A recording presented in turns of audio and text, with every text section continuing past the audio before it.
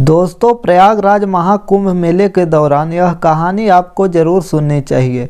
यह कहानी गंगा मैया के चमत्कार की है, जिसने एक सास, बहू और बेटे के जीवन को पूरी तरह से बदल दिया। कैसे गंगा मैया ने डूबते हुए बस से यात्रियों की रक्षा की, कैसे गंगा मैया ने निसंतान स्त्री को संतान दी। दोस्तों, आप भी प्रयागराज महाकुंभ में जाकर अपनी इच्छाओं को पूर्ण कर सकते हैं और अपने मनचाहे फल की प्राप्ति कर सकते हैं, क्योंकि गंगा मैया में एक बार डुबकी लगाने से मनुष्य के सभी पाप नष्ट हो जाते हैं। इसलिए दोस्तों, कहानी में आगे बढ़ने से पहले आपसे निवेदन करते हैं कि आप इस वीडियो को लाइक कर दीजिए और कमेंट में हर हर महादेव जरूर लिखें। दोस्तों, प्रयागराज महाकुंभ का मेला, जहां हजारों दीपों की रोशनी से गंगा घाट का एक सुंदर दृश्य बना हुआ था। चारों तरफ संतों, नागा साधु, अघोरी बाबा के मंत्र उच्चारण और श्रद्धालु के जयकारे गूंज रहे थे। गंगा के किनारे तंबुओं की कतार, धूप और चंदन की सुगंध से महकते हुए मेले का माहौल अद्भुत था। साधु संत भजन कीर्तन और ज्ञान चर्चा से पूरा वातावरण आध्यात्मिक ऊर्जा से भरपूर लग रहा था। ऐसे ही एक ठंडी सुबह, जब एक पुरानी बस में श्रद्धालुओं की भीड़ प्रयागराज की ओर जा रहे थे। बस में चारों ओर खुशी की लहर थी। बच्चे खिड़कियों से बाहर झांकते हुए अपने माता पिता से सवाल पूछ रहे थे, माँ, गंगा नदी इतनी बड़ी क्यों होती है? और अन्य लोग अपने साथ लाए प्रसाद को बांट रहे थे। बस में बैठे यात्री महाकुंभ की भीड़ के बारे में बातें कर रहे थे। उसी बस के पिछले हिस्से में एक गरीब परिवार बैठा था। परिवार में सास, उसका बेटा और उसकी बहू शामिल थे। सास के चेहरे पर प्रसन्नता थी। उसके लिए यह महाकुंभ केवल एक धार्मिक यात्रा नहीं थी, बल्कि एक लंबे समय से संजोया हुआ सपना था। बेटा भी अपनी माँ की खुशी देखकर प्रसन्न था, लेकिन बहू बिल्कुल भी खुश नहीं थी। बहू के चेहरे पर गुस्सा साफ दिखाई दे रहा था, क्योंकि बहू के बहुत सालों से संतान नहीं हो रही थी और आसपास के लोग उसे ताने देते थे। बहू गुस्से में अपनी सास से कह रही थी, इससे अच्छा तो होता हम घर पर ही रहते। पता नहीं यह सब क्यों करना पड़ रहा है। सास ने उसकी बात सुनकर भी अनसुना कर दिया और ध्यान गंगा मैया के भजनों में लगाए रखा। बस की खिड़कियों से महाकुंभ की रौनक दिखाई दे रही थी। बहुत से लोग पैदल महाकुंभ की ओर जा रहे थे। हर किसी के चेहरे पर खुशी और उत्साह था, लेकिन बहू के दिल में केवल नाराजगी और असंतोष था। दोस्तों, प्रयागराज महाकुंभ के ठीक एक दिन पहले की बात थी। सर्दी की सुबह थी, जब माँ अपने बेटे से बोली, बेटा, महाकुंभ का यह अवसर 144 साल बाद आया है। हमें गंगा स्नान के लिए जरूर जाना चाहिए। इस पवित्र गंगा स्नान से सभी पाप नष्ट हो जाते हैं और मोक्ष की प्राप्ति होती है। बेटा जो एक मामूली मजदूर था और पहले से ही अपने धार्मिक तंगी से परेशान था, थोड़ी उदासी से बोला, माँ, हमारे पास इतने पैसे नहीं हैं कि हम महाकुंभ जा सकें। बस का किराया, खाने पीने का खर्च, सब कुछ बहुत महंगा है। पास खड़ी बहू यह बात सुनकर चिढ़ गई और तंज कसते हुए बोली, हाँ माँ जी, यही तो मैं भी कह रही हूँ। हमें जाने की कोई ज़रूरत नहीं है, ना तो हमारे पास पैसे हैं और ये सब करना हमारी ज़िंदगी बदल देगा। यह सब बेकार की बातें हैं। सास ने बहू की बात सुनी, लेकिन वह बस गंगा मैया की महिमा पर विश्वास रखती थी। उसने धीमी आवाज़ में कहा, बेटा, गंगा मैया खुद सब व्यवस्था कर देंगी। मैं बस एक बार इस अपने जीवन में संगम पर गंगा स्नान करना चाहती हूँ। बेटा दुखी हो गया। एक तरफ माँ की इच्छा थी, तो दूसरी तरफ पैसों की तंगी। वह अंदर ही अंदर बहुत बेचैन हो गया और अपने मन में सोचने लगा, आखिर क्या करे। उसकी माँ ने बड़ी उम्मीद से कहा, बेटा, कोशिश तो कर। महाकुंभ की यह यात्रा हमारे जीवन का सबसे बड़ा आशीर्वाद होगी। बहू गुस्से से बोली, आशीर्वाद से पेट नहीं भरता माँ जी। आप दोनों को समझ में नहीं आता कि हमारे पास पैसे नहीं हैं, क्यों बेवजह जिद कर रही हैं। बेटा उदास मन से अपने काम के सिलसिले में बाजार की तरफ निकल गया। वह सोच रहा था कि कैसे माँ की यह इच्छा पूरी की जा सकती है। तभी उसने बाजार के एक चौराहे पर एक बड़ा सा पोस्टर देखा। उस पर लिखा था, प्रयागराज महाकुंभ 2025, फ्री बस सेवा, गरीब और असहाय यात्रियों के लिए सरकार की विशेष सुविधा। आज ही अपने नज़दीकी केंद्र पर रजिस्ट्रेशन करवाएं। यह पढ़ते ही उसके चेहरे पर खुशी की लहर दौड़ गई। उसे लगा कि गंगा मैया ने उसकी माँ की प्रार्थना सुन ली। वह तुरंत पोस्टर पर दिए गए पते पर पहुंचा और फ्री बस सेवा के लिए रजिस्ट्रेशन करवा लिया। जब उसे यह पता चला कि अगले ही दिन बस उसके गांव से प्रयागराज के लिए रवाना होगी तो उसकी खुशी का ठिकाना नहीं रहा। वह दौड़ते हुए घर पहुंचा और उत्साह से अपनी माँ को सारी बात बताई। माँ, देखो, गंगा मैया ने आपकी सुन ली। हमें प्रयागराज महाकुंभ के लिए फ्री बस मिल रही है। अब हमें पैसों की भी चिंता नहीं करनी पड़ेगी। यह सुनकर सास की आंखों में खुशी के आंसू आ गए। वह भगवान का नाम लेते हुए बोली, बेटा, गंगा मैया ने सबका इंतजाम कर दिया। उनकी महिमा अपार है। लेकिन दूसरी तरफ बहू को यह बात बिल्कुल पसंद नहीं आई। वह बोली, आप दोनों को तो जैसे कोई बहाना चाहिए। अब मुफ्त में बस मिल गई है तो क्या इसका मतलब यह है कि हमें सब छोड़कर वहां जाना चाहिए? सास ने शांत भाव से कहा, बेटा, यह जीवन में एक बार मिलने वाला अवसर है। गंगा स्नान से हमारे जीवन के सारे कष्ट दूर हो जाएंगे। बहू ने गुस्से में जवाब दिया, कष्ट दूर होंगे या बढ़ेंगे यह तो समय ही बताएगा, लेकिन मुझे यह सब बेवजह लगता है। बेटा जो माँ और पत्नी के बीच फंसा हुआ था, आखिरकार माँ की बात मान लिया और पत्नी को समझाया, देखो, इस बार माँ की इच्छा पूरी कर देते हैं, यह उनके लिए बहुत खास है। बहू मन ही मन बड़बड़ा रही थी, लेकिन आखिरकार उसने भी जाने के लिए हाँ कर दी। अगले दिन पूरा परिवार सुबह सुबह तैयार हो गया और बस के लिए रवाना हुआ। बस में बैठते ही सास के चेहरे पर एक अलग ही चमक थी, जैसे उसका सपना पूरा होने जा रहा हो। बहू अब भी नाराज थी, लेकिन वह चुपचाप बैठी रही। प्रयागराज की ओर बढ़ती हुई बस अपने रास्ते में छोटे छोटे गांवों और कच्चे रास्तों से गुजर रही थी। सभी यात्री अपने अपने ढंग से सफ़र का आनंद ले रहे थे। कोई गंगा मैया के भजन गा रहा था तो कोई रास्ते के खूबसूरत दृश्यों को निहार रहा था। कुछ समय बाद बस एक पुराने और कच्चे पुल पर पहुंची। जो वह पुल कमज़ोर हो चुका था और उस पर से गुजरना खतरे से खाली नहीं था। जैसे ही बस पुल पर चढ़ी वह ज़ोर ज़ोर से हिलने लगी। यात्रियों के बीच डर का माहौल बन गया। हर कोई भगवान का नाम लेने लगा। तभी अचानक पुल के कुछ हिस्से में दरार आने लगी। बस लड़खड़ाने लगी।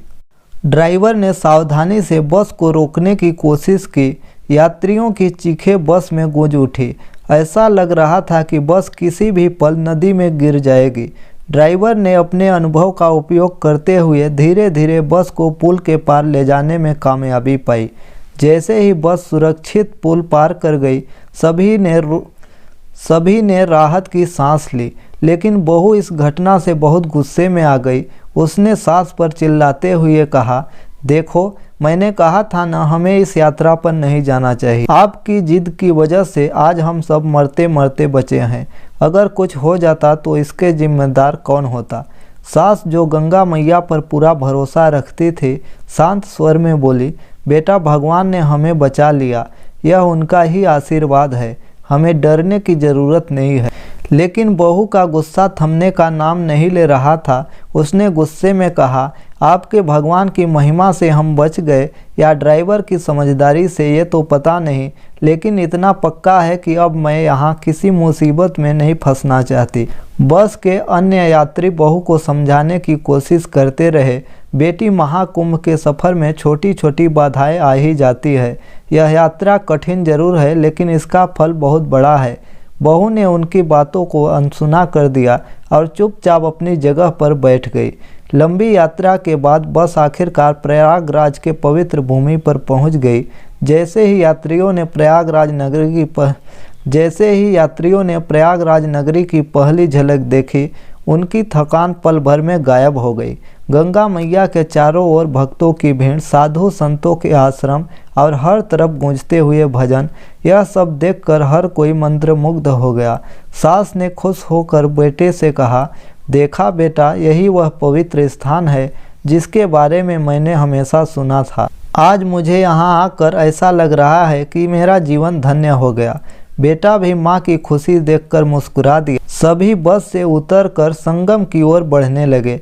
रास्ते में कई साधु संतों के समूह खड़े थे जो भक्तों को गंगा स्नान के महत्व और दान पुण्य की महिमा समझा रहे थे। जैसे ही माँ, बेटा और बहू संगम के करीब पहुँचे, एक साधु ने उन्हें रोक लिया।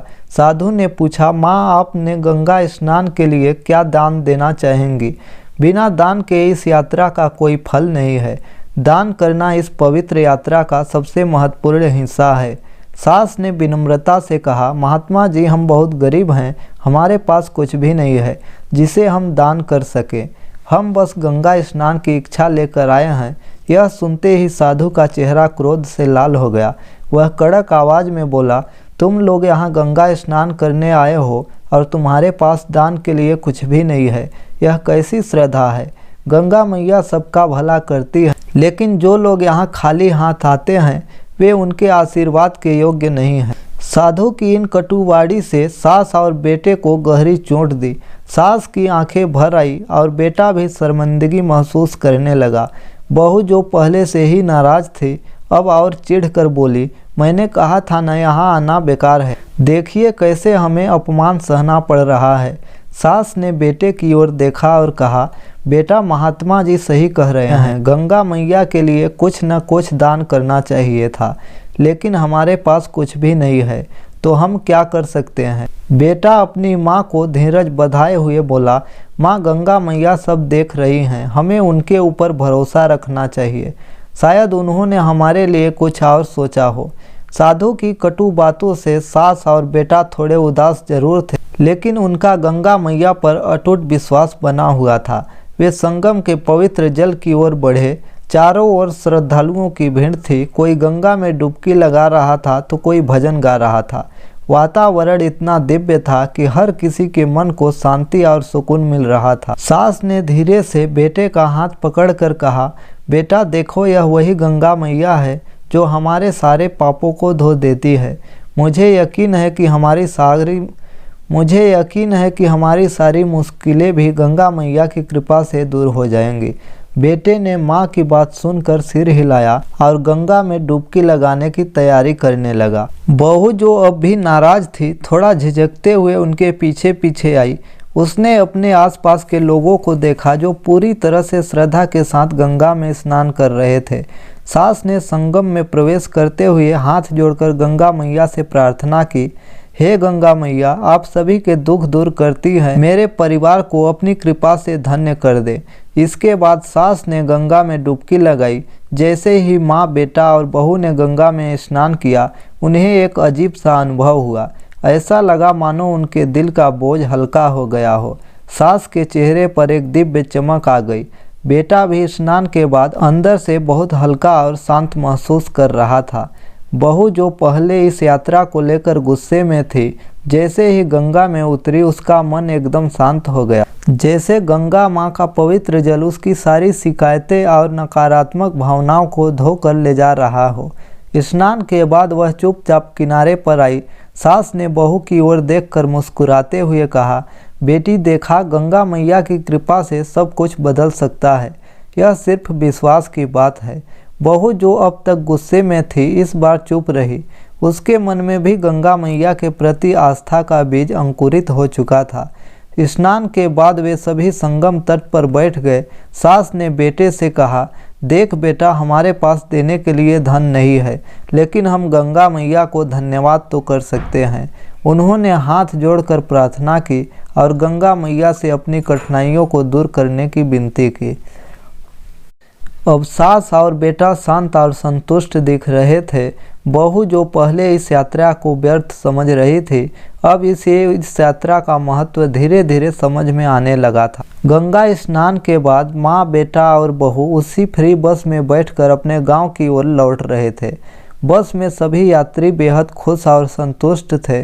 गंगा मैया के भजन गूंज रहे थे और वातावरण पूरी तरह से भक्तिमय था।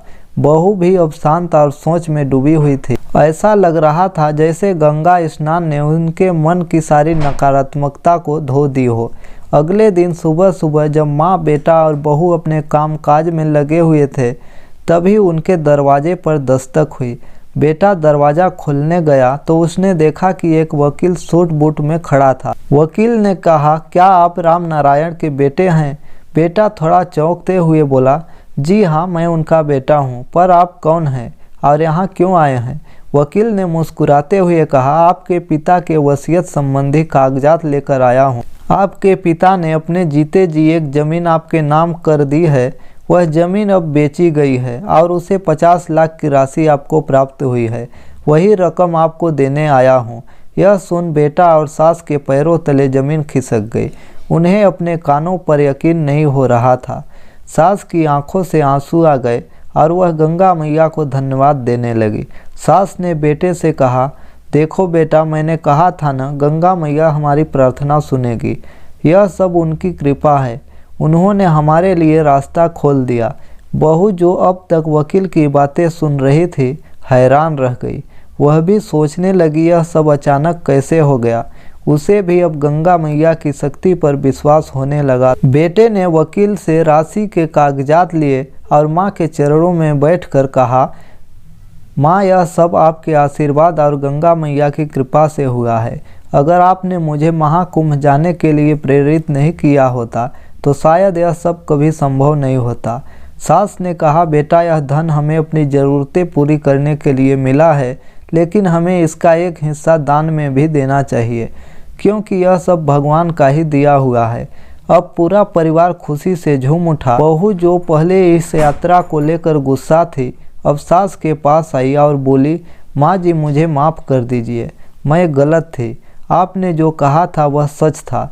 गंगा मैया सचमुच चमत्कार करती हैं। सास ने बहू को गले लगा लिया और कहा, बेटी, भगवान हमेशा हमारा भला चाहते हैं, बस हमें उन पर विश्वास रखना चाहिए। कुछ दिनों के बाद माँ, बेटा और बहू ने फैसला किया कि अब उनके पास जो धन है उसमें से थोड़ा हिस्सा गंगा मैया को अर्पित करेंगे और महाकुंभ में जाकर साधु संतों की सेवा करेंगे।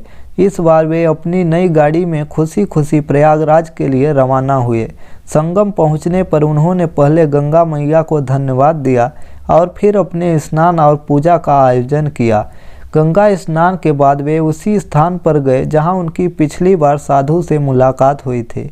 यह वही साधु थे जिन्होंने उनसे कटु शब्द कहे थे और गुस्से में बात की थी और उन्हें दान देने के लिए टोक दिया था। जैसे ही साधु ने उन्हें देखा, वह मुस्कुराए और बोले, आओ बेटा, मैं तुम्हारा ही इंतजार कर रहा था। बेटे ने झिझकते हुए कहा, महात्मा जी, पिछली बार आपने हम पर क्रोध किया था, लेकिन आपकी बातों ने हमें सोचने पर मजबूर कर दिया।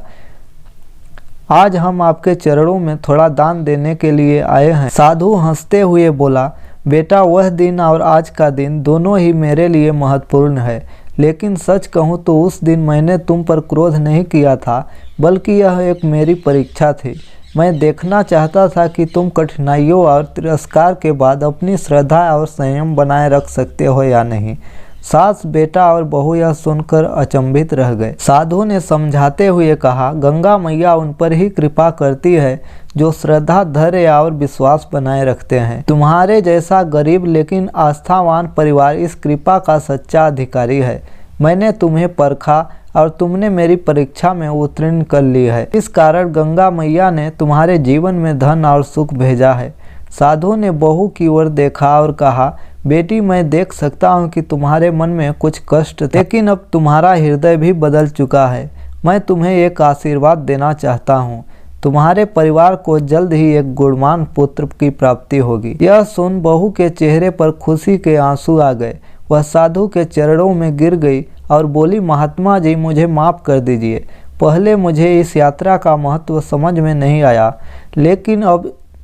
लेकिन अब मुझे यह एहसास हो गया कि श्रद्धा और विश्वास ही जीवन का असली आधार है। सास और बेटे ने भी साधु को धन्यवाद दिया और अपने श्रद्धा से थोड़ा दान उन्हें अर्पित किया। साधु ने भी उन्हें आशीर्वाद देते हुए कहा, गंगा मैया का आशीर्वाद तुम्हारे साथ है। अब तुम सभी सुखी और समृद्ध रहोगे। कुछ ही महीनों बाद बहू गर्भवती हो गई और उन्हें एक गुणवान पुत्र की प्राप्ति हुई। तो दोस्तों, ये थी आज की कहानी। इस कहानी ने हमें यह सिखाया कि भगवान पर विश्वास और सच्चे मन से की गई प्रार्थना कभी व्यर्थ नहीं जाती। गंगा मैया हर किसी की प्रार्थना सुनती हैं और उनका आशीर्वाद हर जीवन को बदल सकता है। तो दोस्तों, यदि आपको यह कहानी अच्छी लगी हो तो कृपया आप वीडियो को लाइक ज़रूर करें और कमेंट में हर हर गंगे ज़रूर लिखें। और यदि आप हमारे चैनल पर नए हैं तो कृपया चैनल को सब्सक्राइब ज़रूर करें। दोस्तों, मिलते हैं अगले वीडियो में एक नई कहानी के साथ। तब तक के लिए धन्यवाद।